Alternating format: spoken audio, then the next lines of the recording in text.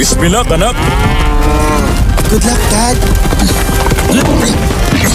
Talunin mo sila, Dad! Tara na! Tignan natin sila sa magtalino!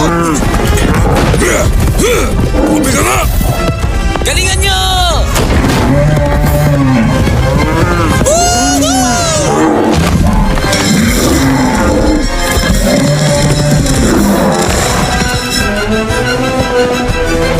Yung matador, oh.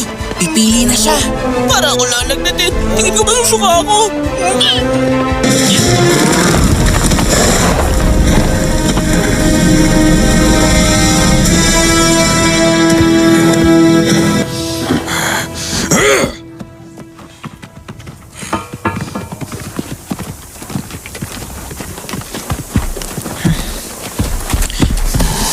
Matatalo mo sila next time, Dad. May nagtanong.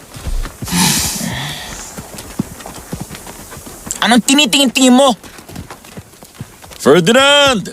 Yun, nandiyan ka pala. Pinili niya ako, kalahin mo yun? Lalaban ang dad mo sa ring para sa karangalan. Pupunta ka po talaga? Siyempre, kailangan kong pumunta. Ano ba, Ferd? Ito ang pangarap ng bawat toro, hindi ba? Siguro. Ayos lang po ba kung hindi yan ang pangarap ko?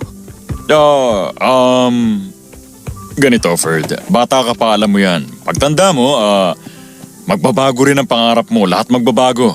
Bibigyan kita ng halimbawa, lalaki ka at mas tatapang kesa sa akin. Sigurado yun. Posible. Posible, oo.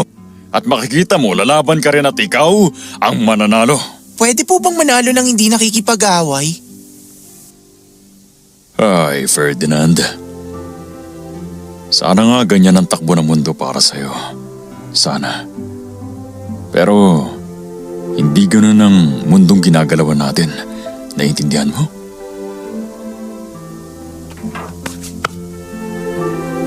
Okay. Oras na.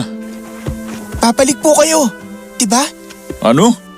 Ang matador na yun, walang laban sa akin, okay? Okay. At pagkatapos ko manalo, babalik ako rito at ipapakita ko lahat sa iyo ang moves ko. Pati ang secret move ko.